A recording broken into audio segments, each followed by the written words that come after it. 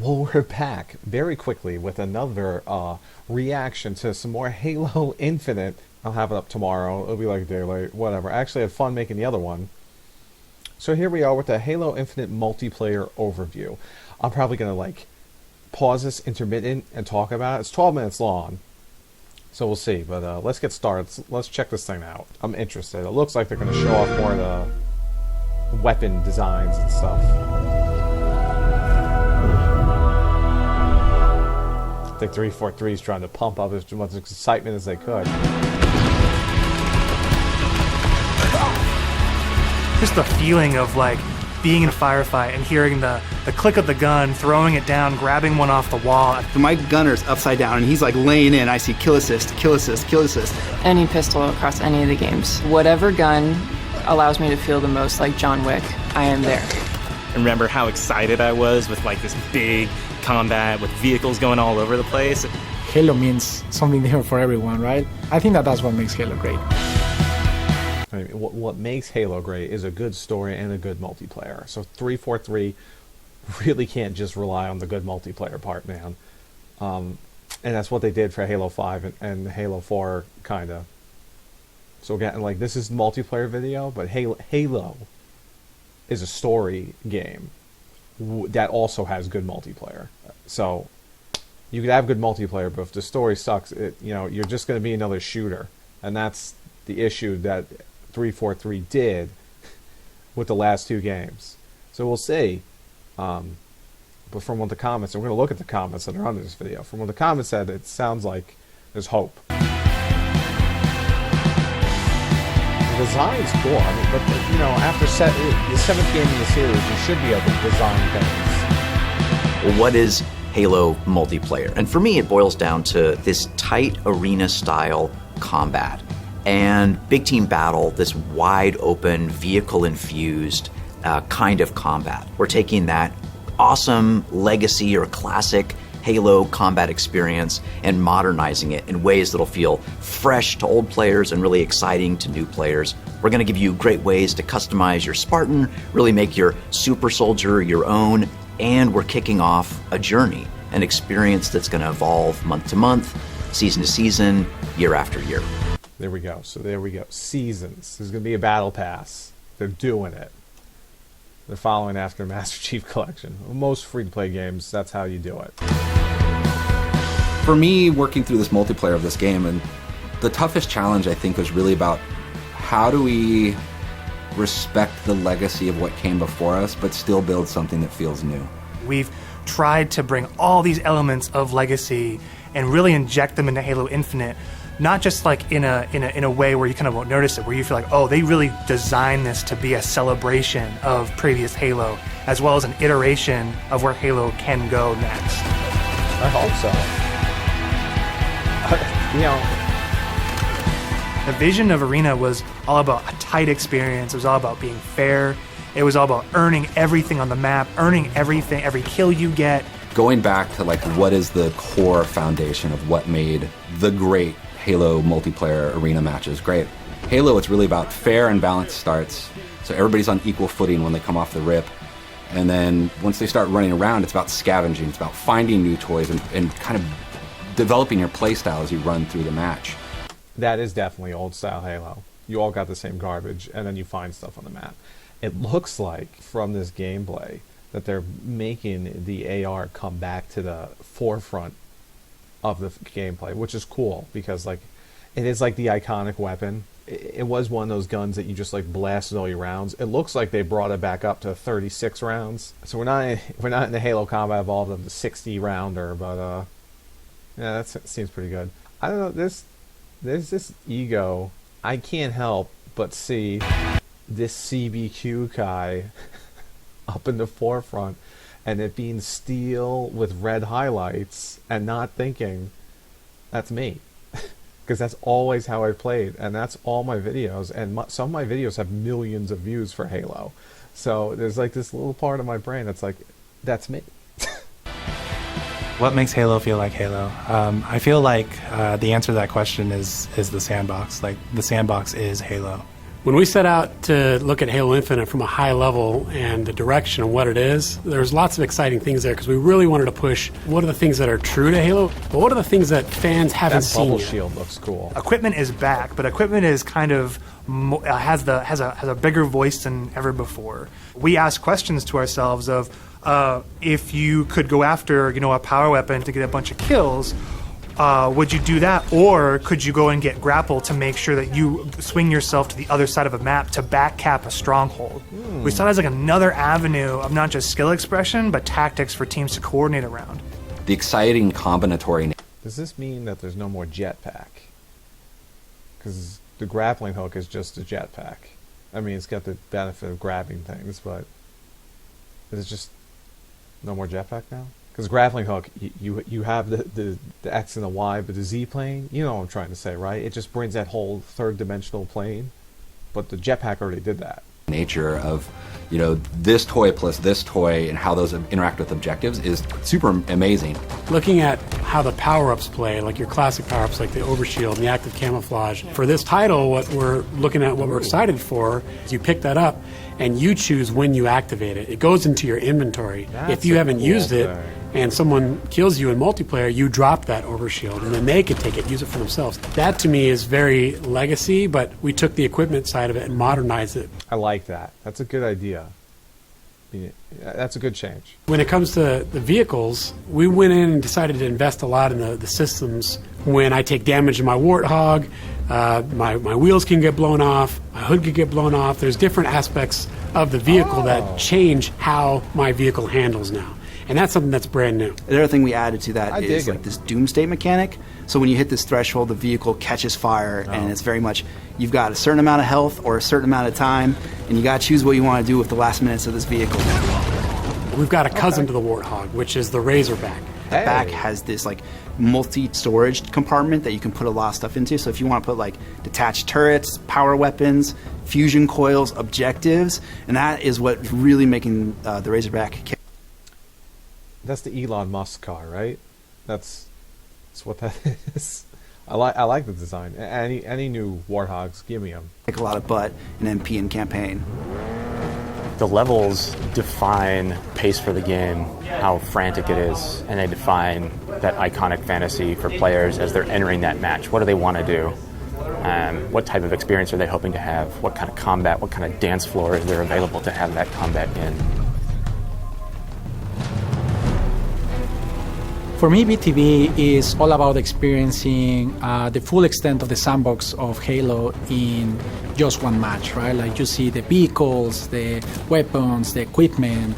We really wanted to take that kind of concept, those feels you had, playing the previous games, and just turn the volume up. Pistol's good Vehicles again, are no longer just spawning at bases anymore. We have Pelicans delivering them, and we have a commander in your ear telling you that Pelicans are going to be dropping off these vehicles. European tank is inbound. We have That's Halo 2 style Delta Halo mission weapon pods that fall from the sky to resupply the field. That's where it makes it feel like a real battlefield, and it's very exciting. This is not just more players. This is just this certain beautiful slice of sci-fi chaos. I can appreciate that. No more spawn camping. It's not just like, you got to wait for it to fly in. I'm sure those will have designated spawns, but I like that change. That's a good idea. Player expression. The announcer is your big gameplay moments, your game modes, just like the way it was before. Personal AI is really a reflection and information for the player. Personal AI. Designation button. So if a player grabs a flag, your personal AI is going to tell you to, get that thing back to base and give you some moment-to-moment updates. Our team took the enemy flag. What if we can let players choose their own AI, and each one of those are different voices, so that players can find the one that fits their personality and their mood the best? Not a new idea. In fact, they did in Reach. What was that? The firefight voices? They've already done it. Firefight voices had dialogue. So they're going to blow this up. They're going to make it sound really cool. And that's cool. They have your own personal announcer. But Bungie did it first. So don't get excited, 343.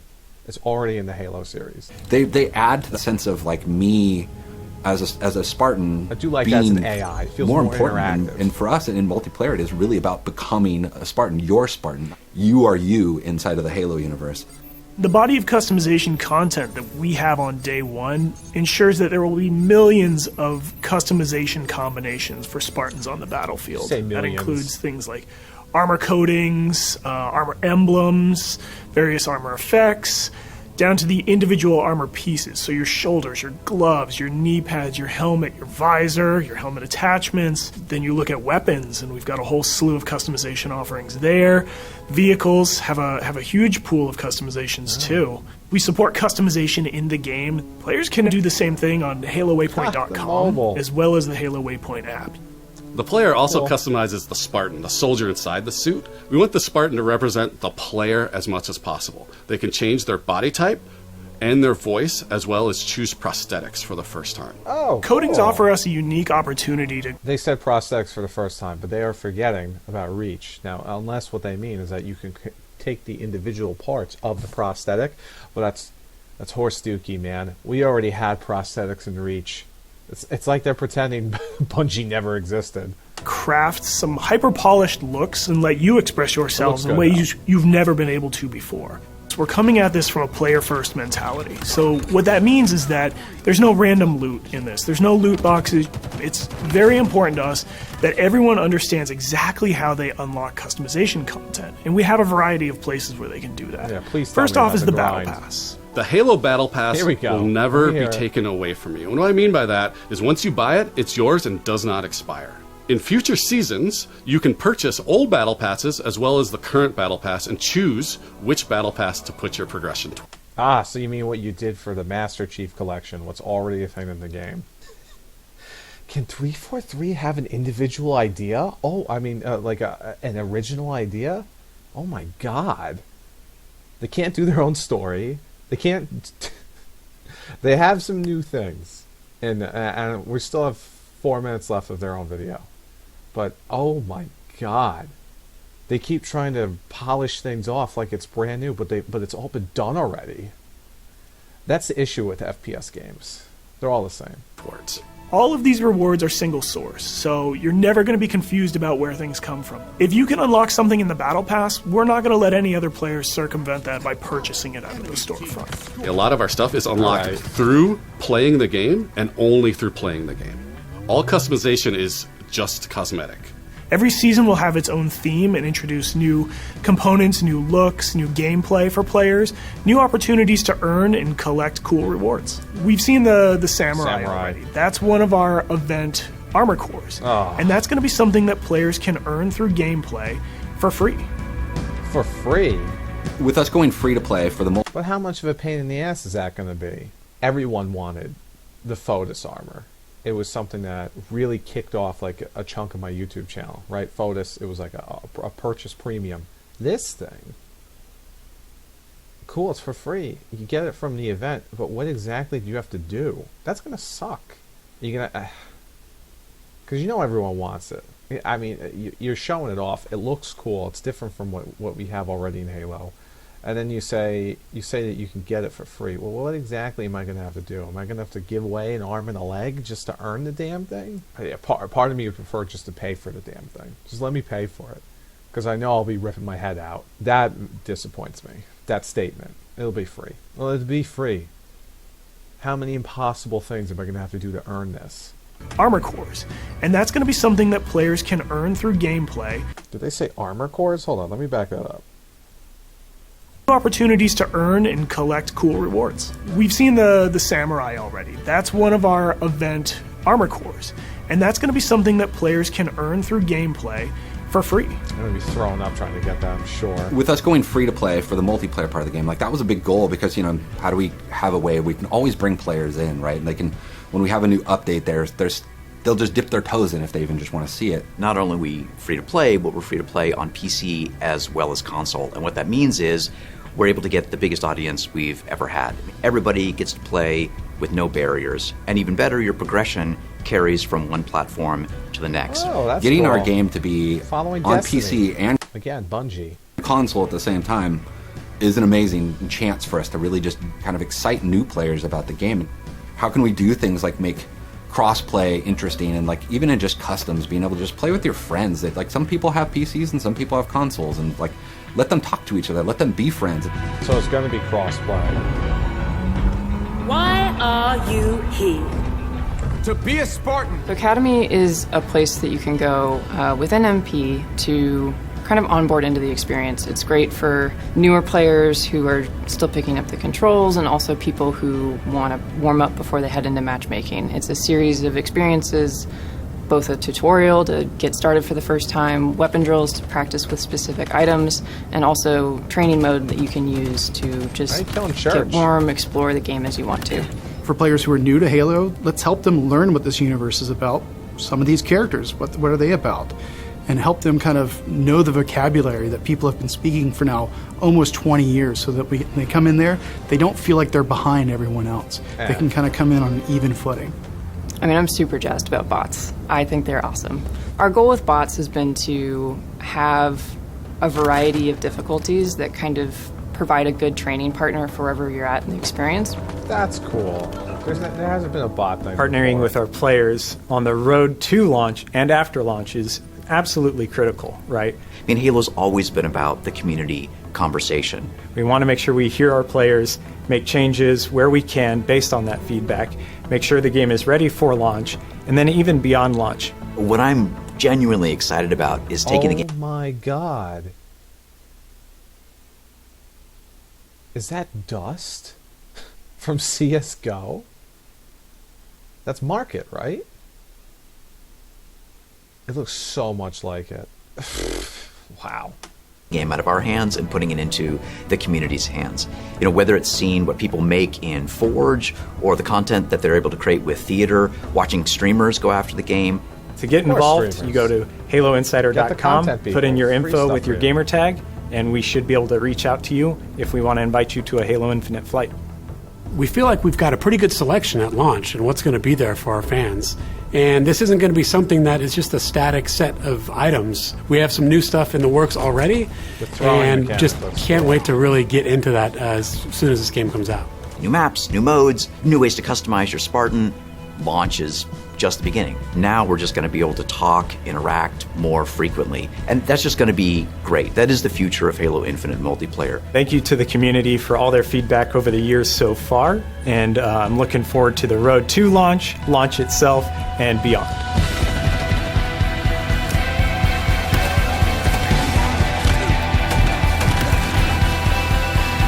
That reflecting. That is interesting.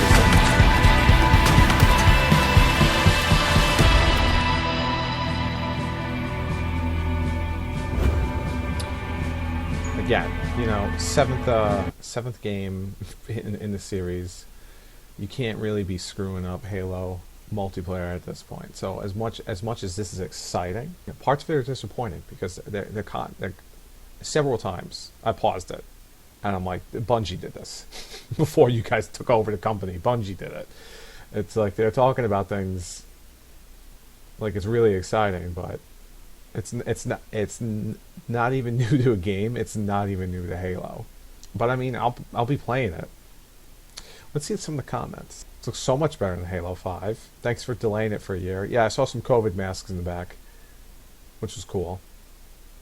You know, they were working on it during these hard times. It's time to reclaim the title of best multiplayer ever. I don't know who holds that right now, but yeah, sure. Update on the Forge would be appreciated. It feels like we've heard nothing from you about it so far. Excited to see what you've done with it. This could have a lot of cool things with Forge and like being able to make crazy maps. They're talking about the community input and doing stuff with your friends. They brought up customs really fast, but custom game modes and custom maps, that was the lifeblood of Halo 3 multiplayer. And Halo Reach a bit, but it was really more Halo 3. Halo 3 was a scene for that. So, we'll see. That looks exciting. That's going to be it here. Tell me what you think in the comments below. We'll see if they make another video. Maybe I'll make another reaction. But I wasn't planning on making this. I just figured I'd watch it and see how I feel. But I'm the F-Bomb here, NicBroInc. Come back, be a friend. We love friends. A friend is a friend to the end of the